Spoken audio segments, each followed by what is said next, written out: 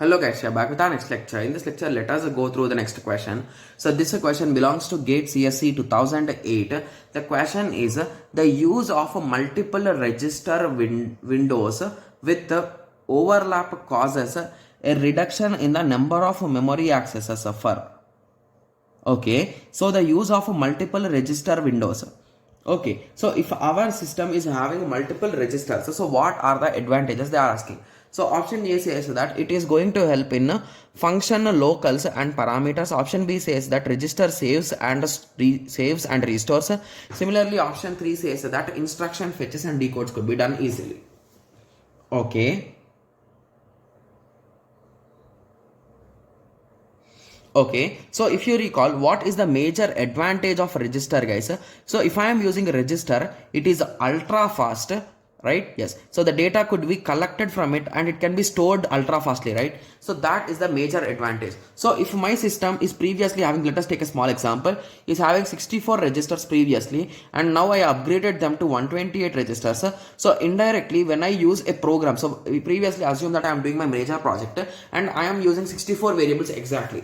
Okay, and later on I move it to 100 variables. Okay, so I'm in need of 100 variables, but my registers are 64 only. So I am storing 64 in my registers and rest I am storing in my main memory. So at that time, if I increase my registers and if I store all my values in that only, the speed of my program will increase, right? Yes, so that is what the option A says is. So the number of accesses of our function locals and parameters will decrease, right? And that is what we want, right? Yes. So now you got an idea, right? Yes. Okay. Okay. So with that understanding, I can say that option A could be correct because it makes some sense, guys, to me, right? Yes. Because if you increase your register, so basically you can, your programs, if you are storing the values in the register, so your speed will also increase, right? Yes. Okay. Similarly, option B says is a register saves and restores. Okay. Okay, so basically in registers, can we save the things, guys? We can save very minimal things, right?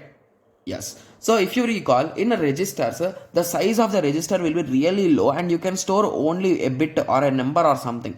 Hence, you cannot restore or you cannot store large things, right? So I think this option doesn't make that much sense, guys. I think option B could be false. Similarly, moving on to instruction fetch. Okay, so if I am doing instruction fetch, okay, so what is instruction fetch, guys? So if I am having an instruction like a plus, multiply and these kind of instructions, so those instructions will have some code, right? So related to them. Okay, so the code might be like, so if it is a plus operation, the code is a star. Okay, so let us take a small example. So let us assume in that way. Okay, so the code for this is 08 A B. So this is the code. So these kind of operations will be having many operations like modulo slash, like this will be having many operations, right? So for each of these operations we will have these codes. So basically option C says that is, so storing these codes will help. I think storing these codes in a single table in your memory will be more valuable, guys, because you can directly store them.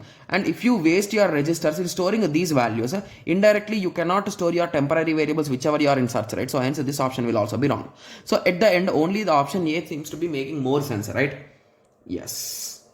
Okay, so now I hope everyone got a clear idea, right? So the main reason why I am saying these are wrong because, so here we are talking in the number of accesses.